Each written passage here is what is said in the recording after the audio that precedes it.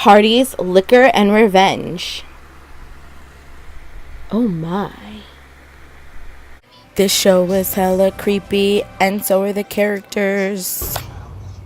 What's up, you guys? Welcome back to So by GG 101. So today is Wednesday, which could only mean one thing, and it's time for a recap, review, whatever, of Riverdale. And as you guys know, I watched all of them in one setting, and I've been writing them down in my book for me to talk to you guys about. And we are on episode 10 of 13, which means 3 more episodes, including the one we're about to talk about. So technically, no, 3 more episodes once we talk about this one. Yeah. So,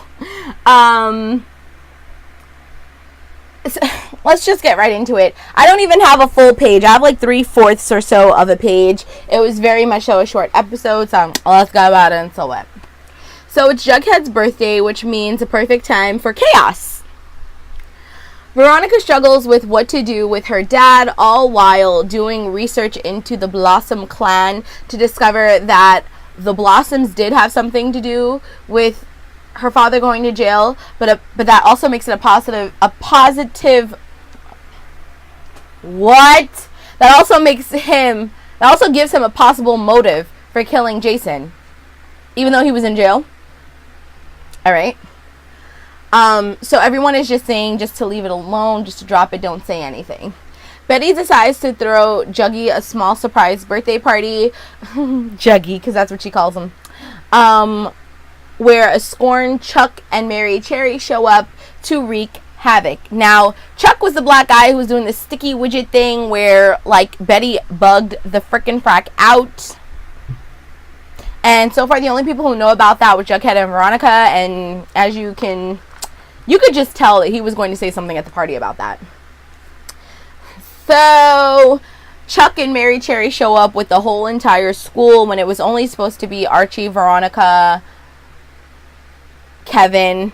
Like, it was just supposed to be the regular crew. But it's very important for me to tell you that Jughead didn't want anything at all. Jughead always hated his birthdays, and later on we'll find out why. But he's not into his birthdays or anything like that, and so he didn't want the party. And this causes a problem between him and Betty from the jump.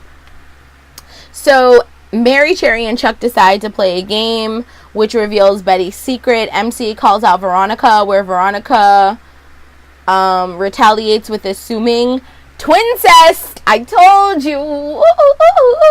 Veronica accused her of killing her brother because they were having incest, or because she looked at him more than just a brother and he was freaked out by it, so she killed him, which I was like, yo, that's low, but hey, it is what it is.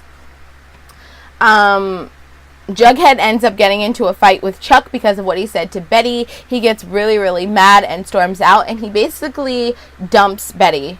So all this was going down at Archibald's house, and basically Archie's dad went out of town to go see his mom so that way they could sign divorce papers, and Archie got drunk, and so did Veronica, because both of them were going through like a lot of stuff at the party. And FP shows up because Betty harassed him to come to the party, and so he comes and he's just kind of like chilling, watching everything go down. But then when like starts to hit the fan, he breaks everything up and tells them to get out, and freaking Jughead starts to leave, and his father stops him, and he's like, yo, that's your girl, like, you need to go in there, she needs you now more than ever. Like, did you see what he just did to her? Like, you need to stop being a punk and go get your girl.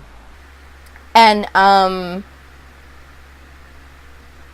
he goes in, Betty's gone, and he finds her at that little shack diner place or whatever, and basically Betty shows her the palm of her hands, because if you remember back in, I think it was like episode 1, when Mary Cherry made her really mad, she squeezed it so bad that her nail imprints had cut through her hand. So Betty really isn't perfect either, and she showed Jughead, but she was afraid to show him. So I just think that was kind of like weirdly sweet, because they each have things about them that they're afraid to share with the other for fear of losing them. And Jughead did something really sweet. He kissed her hand and he was like, don't even worry about it, like, it just makes you more beautiful or whatever, which was really sweet. And then the like irrelevant part, but like the whoa part, was that Archie and Betty hooked up. And it was irrelevant to the episode, but it's not irrelevant to the rest of this series, because we'll find out later on why that was pivotal. But they hooked up, and they had like, they can't tell anybody, because the last time they went into the closet just to kiss, Betty wigged out. So they don't want to tell Betty or whatever, but I personally think Betty just would not care, because she's with Jughead. She's like, she found her happy ending, you know what I'm saying? So yeah, you guys, it was a really short episode. Like, it was a really, really short episode.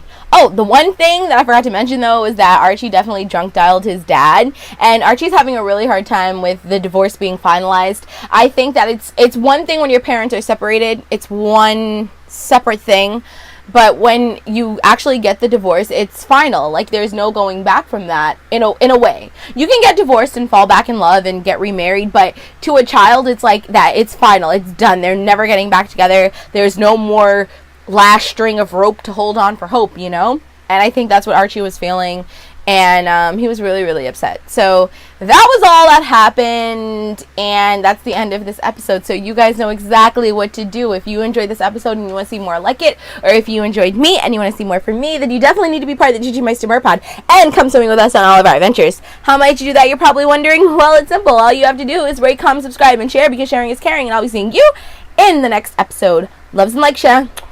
Bye!